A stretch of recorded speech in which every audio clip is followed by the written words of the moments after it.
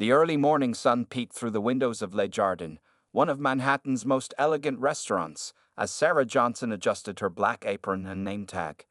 At 24 years old, she carried herself with quiet dignity despite the exhaustion that came from working double shifts. Her dark curly hair was neatly tied back, and her warm brown eyes held a depth of determination that few noticed. The restaurant was famous not just for its French cuisine, but also for the beautiful grand piano that sat in the corner of the main dining room. It was a Steinway and Sons, its polished black surface gleaming under the crystal chandeliers. Every evening, well-dressed musicians would entertain the wealthy customers with classical pieces, but during the quiet hours between lunch and dinner service, the piano sat silent and lonely. Sarah had been working at Le Jardin for 2 years now, and every day was a reminder of the life she put on hold. Her mother, once a strong and independent woman, now lay in a hospital bed fighting a battle with cancer. The medical bills kept piling up, and Sarah's younger sister, Lisa, was just starting her first year of college. Being the oldest, Sarah had chosen to set aside her own dreams to help her family. But Sarah had a secret that none of her coworkers knew about. Every morning, she would arrive an hour before her shift started. While the cleaning staff finished their work and the chefs began their preparations, she would sit at the grand piano. Her fingers would dance across the keys, playing pieces her grandmother had taught her years ago. Her grandmother, Catherine Johnson, had been a concert pianist who performed in some of New York's finest venues during the 1960s, breaking barriers as one of the few black classical musicians of her time. On this particular morning, Sarah played quietly, her fingers moving gracefully over the keys as she practiced Rachmaninoff's Piano Concerto No. 2. The music filled the empty restaurant with soft, beautiful sounds that made even the busy kitchen staff pause for a moment to listen. Mr. Chen, the elderly janitor who had worked at Le Jardin for over 30 years, often delayed finishing his morning duties just to hear her play. "Miss Sarah," he would say with a gentle smile, "you play like an angel. Why you hiding this talent?" Sarah would always give him the same shy smile and say, "This isn't my life anymore, Mr. Chen. I have responsibilities now." As she finished playing and prepared for her shift, Sarah thought about her mother's upcoming hospital bill and Lisa's tuition payment. Her shoulders felt heavy with worry, but she straightened her back and put on her professional smile. The morning regulars would be arriving soon. Businessmen rushing in for coffee, ladies meeting for breakfast after their yoga classes, and tourists eager to experience one of Manhattan's finest establishments. The restaurant's manager, Mr. Thompson, was a strict but fair man who appreciated Sarah's work ethic. He had noticed how she never complained, even when handling difficult customers or working extra hours. What he didn't know was that Sarah sometimes stood near the piano during her breaks, watching the evening musicians with longing in her eyes. "Sarah," Mr. Thompson called out as she arranged the silverware on a table, "we have some VIP reservations tonight. Mr. Wellington and his business associates will be dining here. Make sure everything is perfect." Sarah nodded professionally, though her stomach tightened slightly. Everyone knew about Maxwell Wellington, the real estate developer whose name appeared regularly in the city's newspapers. He was famous not just for his wealth, but also for his demanding nature and harsh treatment of service staff. As the morning rush began, Sarah moved efficiently between tables, taking orders and serving meals with grace. Her regular customers appreciated her warm smile and attention to detail. Mrs. Anderson, an elderly woman who came every morning for her Earl Grey tea and croissant, always said that Sarah's presence made her day brighter. Little did anyone know that this ordinary morning would lead to an extraordinary evening. As Sarah continued with her duties, the grand piano waited silently in the corner, like a witness holding its breath, knowing that soon it would play a part in a story that would change lives forever. The morning sun climbed higher in the sky, its rays catching the crystal glasses on the tables and creating tiny rainbows that danced across the white tablecloths. Sarah glanced at the piano one last time before heading to the kitchen to pick up her next order.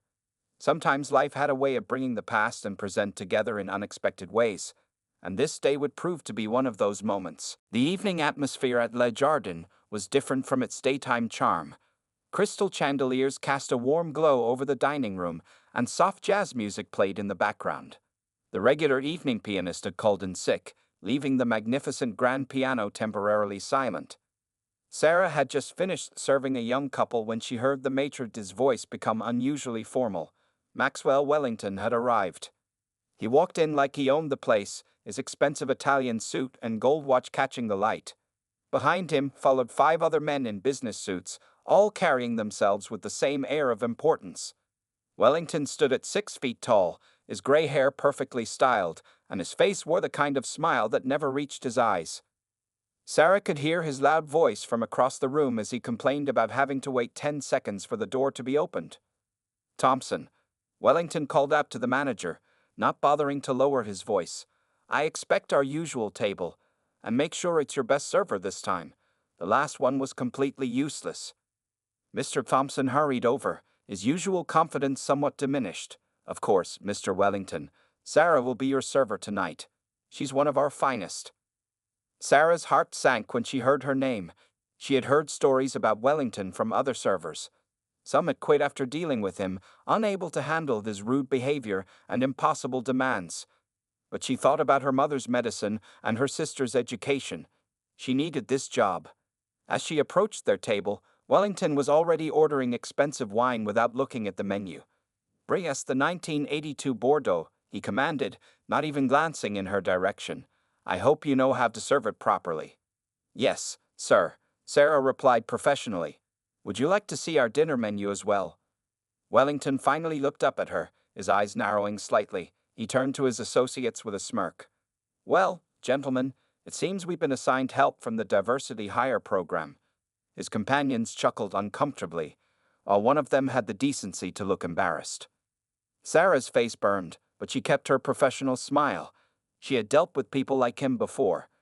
Her grandmother's words echoed in her mind. "Your dignity is not determined by their ignorance." Throughout the evening, Wellington found every possible reason to criticize. The water wasn't cold enough. The bread was too hard. The lighting was too bright, then too dim. Each time Sarah approached the table, he made another snide comment about her appearance or background, speaking loudly enough for nearby tables to hear. "I suppose this is the best we can expect from certain people," he said after she brought their appetizers. "At least she hasn't dropped anything yet." Other diners were starting to notice. An elderly couple at a nearby table looked uncomfortable. A young woman in a business suit shot Wellington disapproving glances, but no one said anything. In places like Le Jardin, people preferred to avoid confrontation. Sarah maintained her composure, remembering what was at stake. During a brief moment in the kitchen, she took deep breaths while filling water pitchers. Maria, one of the other waitresses, squeezed her shoulder in support. "Don't let him get to you, honey," Maria whispered. "Men like that, they're empty inside. That's why they try to make others feel small." As the evening progressed, Wellington's voice grew louder with each glass of wine.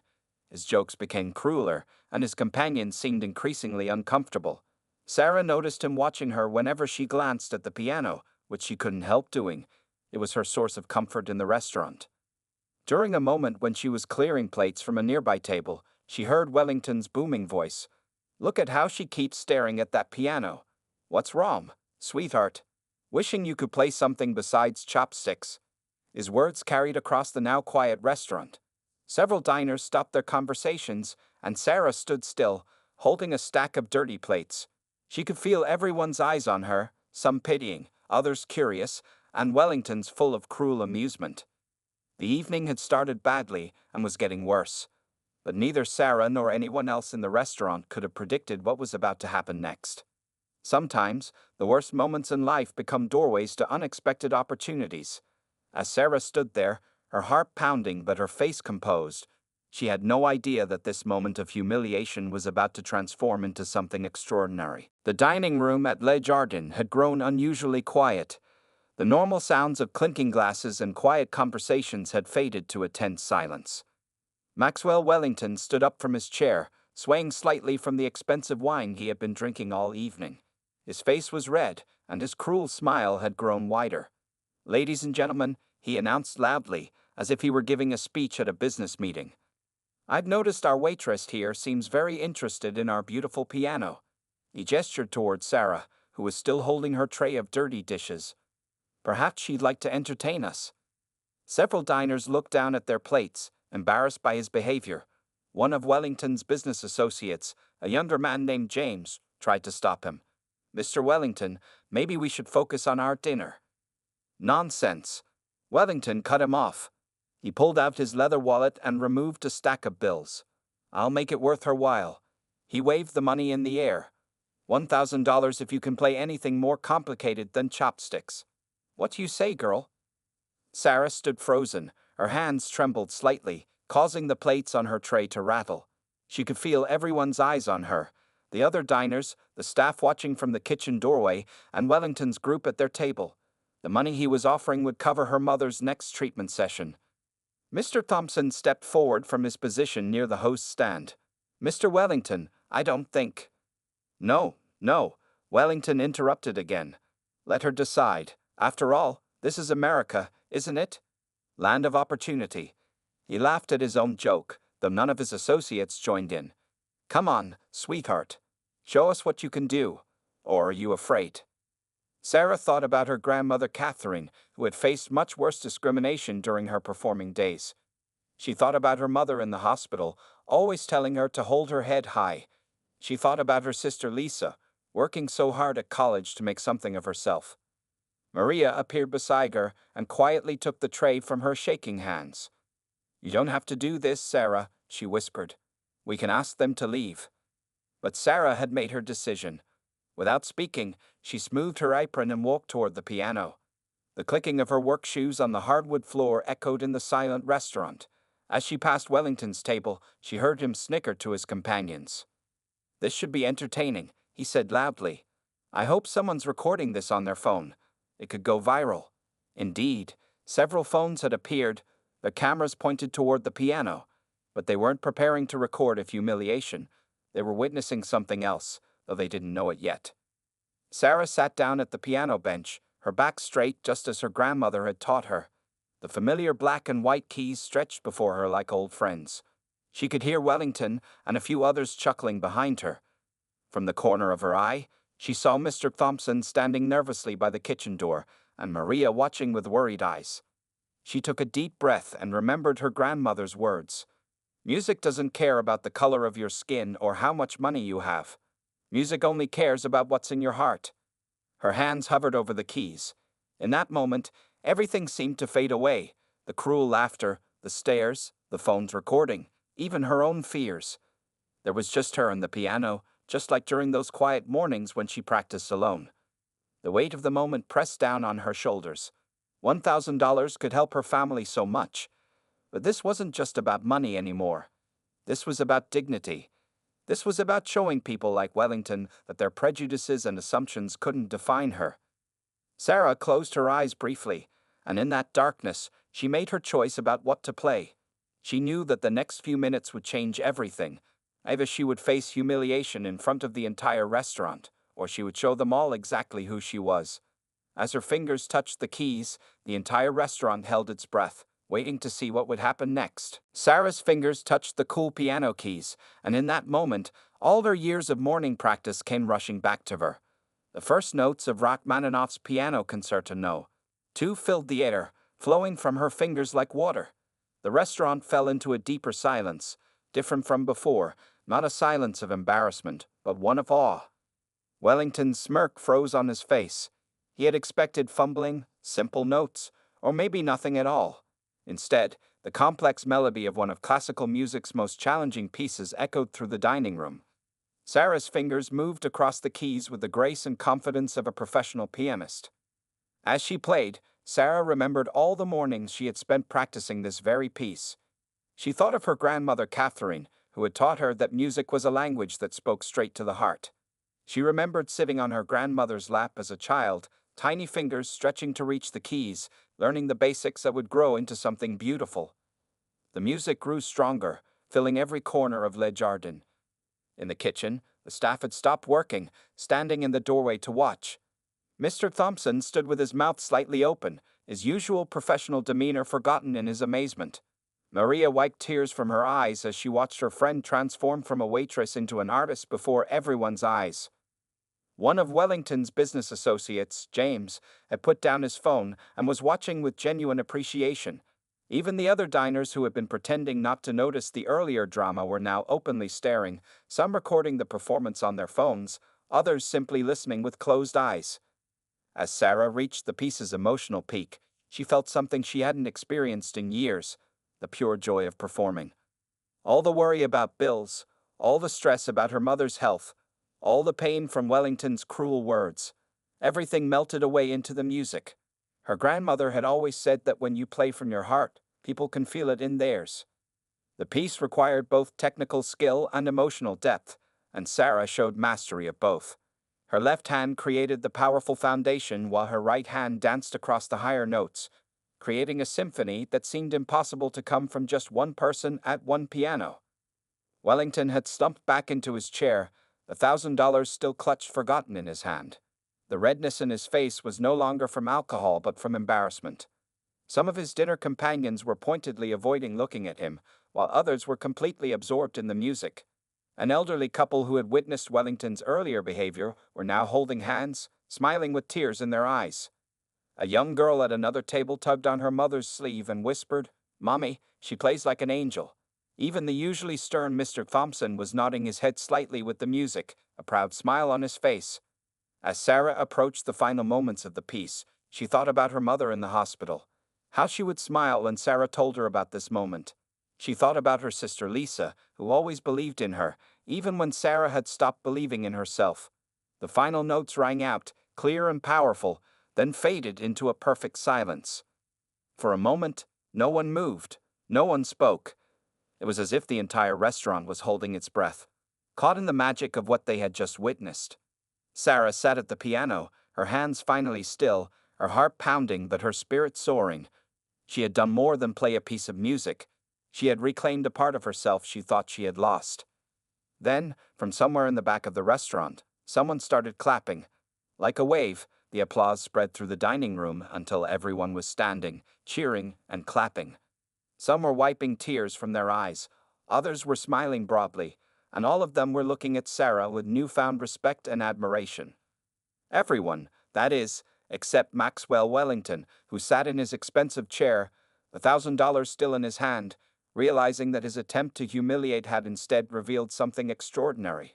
The night was far from over, but in that moment, everything had changed. As the applause finally died down, Sarah stood up from the piano bench, her legs slightly shaky. The dining room of Le Jardin had completely transformed. Gone was the tense atmosphere from earlier. Now the air was filled with excitement and wonder. Phones were still recording, capturing every moment of what happened next. Mr. Thompson was the first to approach her, his eyes shining with pride and amazement. "Sarah," he said, his voice filled with emotion, "why didn't you tell us? All this time." He shook his head in disbelief. Before Sarah could answer, a distinguished-looking elderly man stood up from his table. "Young lady," he called out, "I'm Professor Williams from the Manhattan School of Music. I've heard many pianists perform that piece, but rarely with such passion and skill." He pulled out a business card and walked over to her. "We should talk about your future." Wellington remained in his chair, the $1,000 still clutched in his hand, his face a mix of shock and embarrassment. His business associates were now openly distancing themselves from him, several of them standing to congratulate Sarah personally. James, the younger associate who had tried to stop Wellington earlier, approached Sarah with genuine admiration. "That was incredible," he said sincerely. "I've paid hundreds of dollars for concert tickets and never heard anything quite like it." He glanced back at Wellington with disapproval before adding, "Some people could learn a lot about not judging books by their covers." Maria rushed over from the kitchen, hugging Sarah tightly. "Girl, you've been holding out on us. All those mornings when you came in early, you were practicing, weren't you?" The other restaurant staff gathered around, and even the chefs had come out of the kitchen to congratulate her. The elderly couple who had witnessed everything approached, the woman holding Sarah's hands in hers. "Sweetheart, you just taught everyone here a valuable lesson," she said warmly. The young girl who had called Sarah an angel came up with her mother, shyly holding a napkin. "Could you sign this?" she asked. "I want to learn to play piano just like you." As Sarah signed the napkin, she noticed more people taking pictures and videos. Some were already posting on social media, their fingers typing quickly on their phones. The story of the waitress who stunned a cruel customer with her piano skills was spreading rapidly across the internet. Mr. Thompson cleared his throat to get everyone's attention.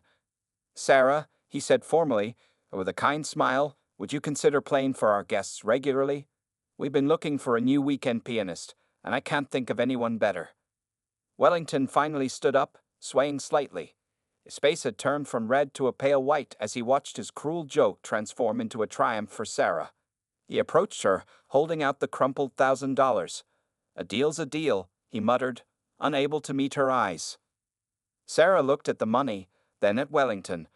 With the same dignity her grandmother had taught her, she spoke clearly so everyone could hear. "Keep it, Mr. Wellington. Tonight wasn't about money. It was about showing that talent, skill, and character can be found in people you least expect, if you're willing to look past your prejudices." A murmur of approval went through the restaurant. Wellington's remaining business associates exchanged glances and began gathering their things, making excuses to leave early. The shame of their earlier laughter at his cruel jokes was clear on their faces. Professor Williams stepped forward again. "Sarah, I'm serious about that talk. The conservatory has scholarships available for gifted musicians. Your talent shouldn't be hidden in early morning practice sessions." As people continued to gather around her, Sarah felt tears forming in her eyes. She thought about her mother in the hospital, who had always encouraged her to keep playing even when life got hard. She thought about her sister Lisa, who would be so proud. And she thought about her grandmother Catherine, who had passed down not just her musical talent, but also her strength and dignity. The night was turning into something magical, something that would change many lives, not just Sarah's. As she stood there, surrounded by admiration instead of prejudice, respect instead of mockery, she realized that sometimes the worst moments in life could lead to the most beautiful transformations. By midnight, the videos of Sarah's performance had spread across social media like wildfire. People were sharing the clips with captions like "Waitress shuts down rich bully with amazing piano skills," and "You won't believe what this server can do." The original video, hosted by one of the diners, had already gotten over 100,000 views and was climbing rapidly. Back at Les Jardins, after the dinner service ended, the staff gathered around Sarah in the now empty restaurant. Mr. Thompson had ordered pizza for everyone, turning the evening into an impromptu celebration. The grand piano stood in the background, no longer just a piece of furniture, but a symbol of how life could change in unexpected ways. "My phone won't stop buzzing," Maria said, scrolling through her social media. "Sarah, you're trending. Look at all these comments." She read some aloud. "This is what real talent looks like. Best revenge ever. Someone get this girl a record deal." Sarah sat quietly, still processing everything that had happened. Her own phone had dozens of missed calls from her sister Lisa, who had already seen the videos online. There were also messages from local news stations requesting interviews. Mr. Thompson sat down next to her with a serious expression. "Sarah, I want to make you an offer," he said, placing a formal letter on the table. "We want you as our regular weekend pianist. Full benefits, and you can keep your waitressing shifts if you want them, but I have a feeling you're going to be very busy soon." Professor Williams had left his card with detailed instructions for Sarah to visit the Manhattan School of Music. He'd mentioned words like scholarship and special admission, things that had seemed impossible just hours ago when she was worried about paying her mother's medical bills. In the kitchen, the chef Miguel was telling anyone who would listen about how he'd always known there was something special about Sarah. She would hum classical music while picking up orders. He said proudly, as if he'd discovered her talent himself. "I knew it wasn't just regular humming." The news was spreading through New York's classical music community as well.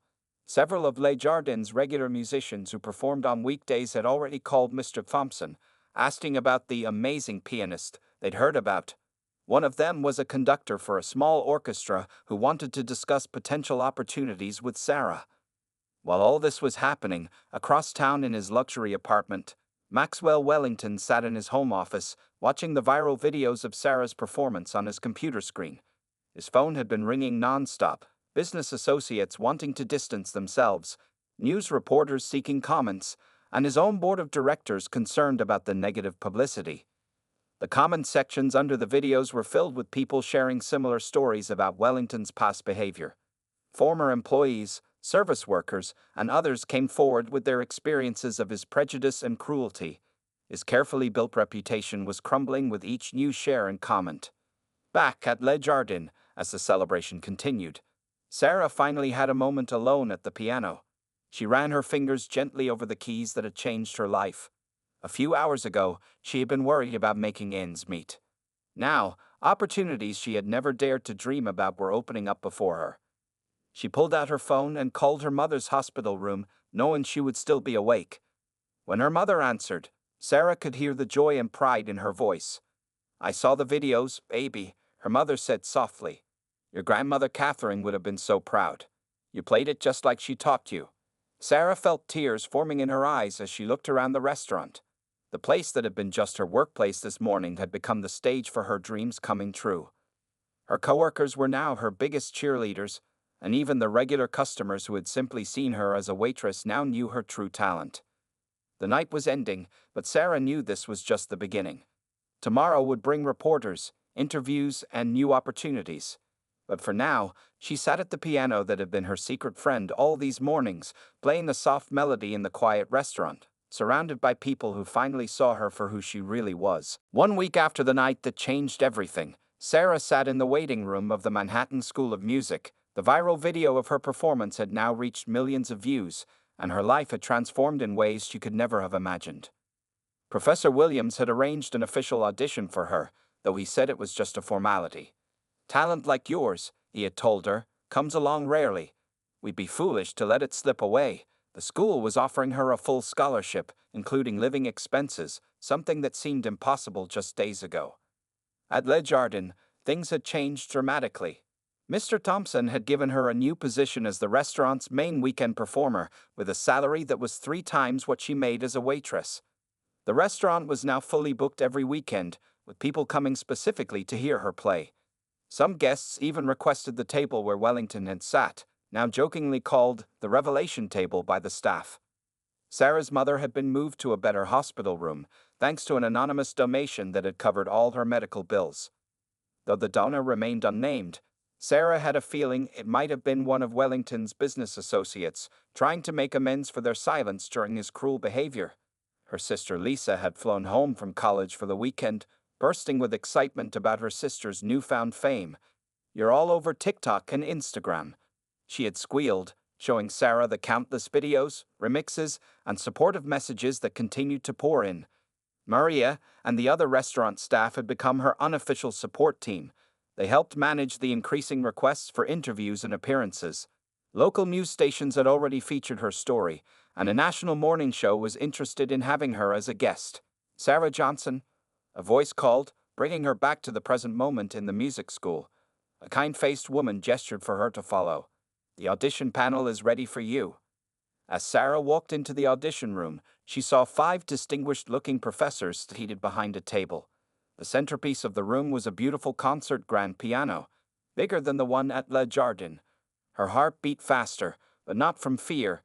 This time, it was from excitement. "Ms. Johnson," one of the professors said warmly, "we've all seen the video, of course, but we'd love to hear you play in person.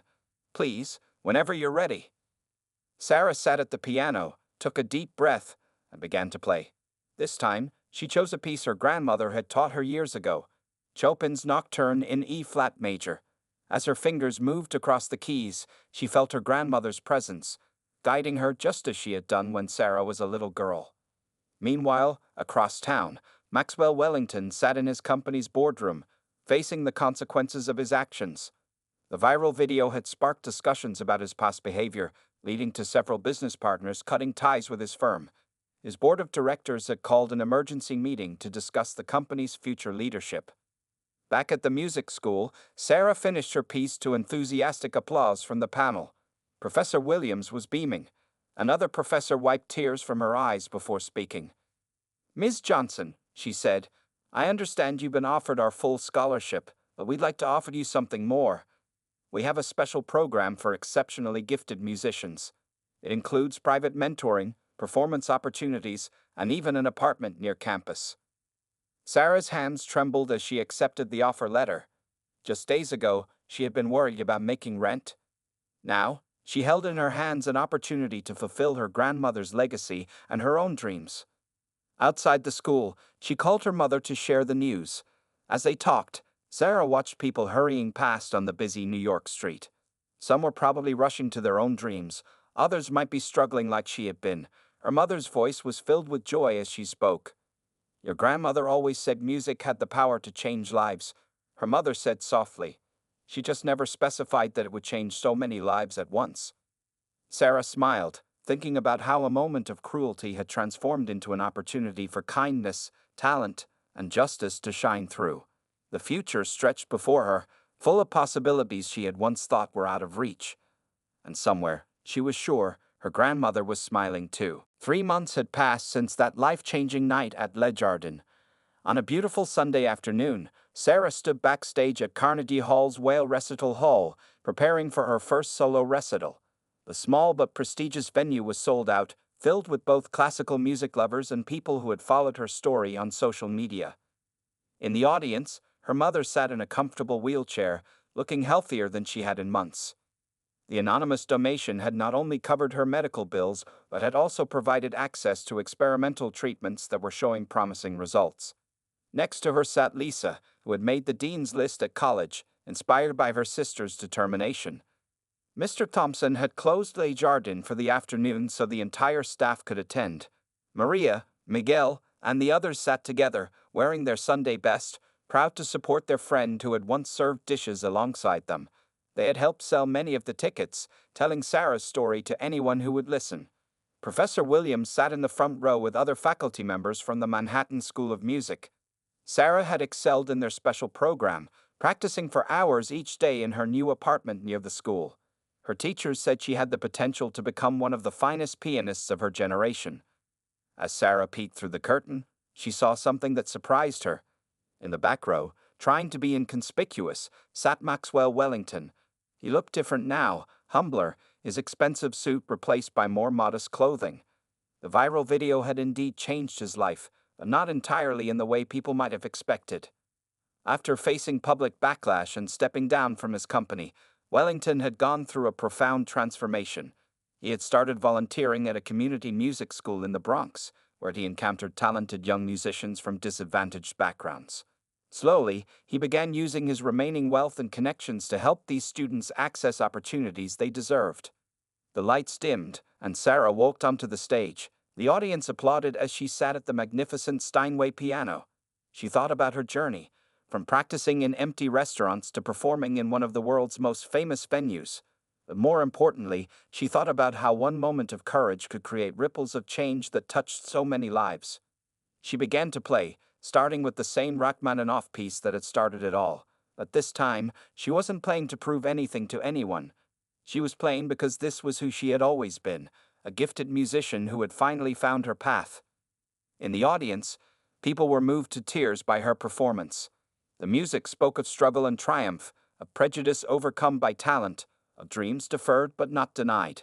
When she finished the piece, the standing ovation lasted for several minutes. After the recital, at a small reception, Wellington approached Sarah. His face showed genuine remorse as he spoke. "Ms. Johnson," he said quietly, "I've started a scholarship fund for young musicians who can't afford proper training. Would you consider being on the selection committee?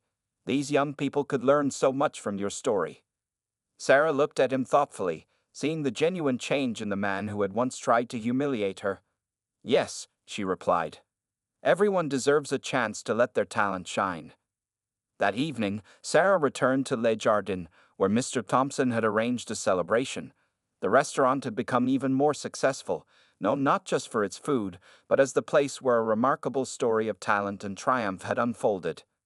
As she sat at the familiar piano, surrounded by friends, family, and supporters, Sarah played a soft melody. She thought about her grandmother Catherine, who had passed down not just her musical gift, but also the strength to face adversity with dignity. The next day, Sarah would return to her studies, continue practicing, and prepare for future performances. Wellington would keep working with young musicians, finding healing and helping others achieve their dreams. Le Jardin would welcome new customers, each hoping to feel the magic that still lingered in the air. Life had changed for everyone involved, but perhaps the biggest change was in how they saw themselves and others. They had learned that talent could be found in unexpected places, that prejudice could be overcome by excellence, and that sometimes the most beautiful music comes from the most challenging moments in life.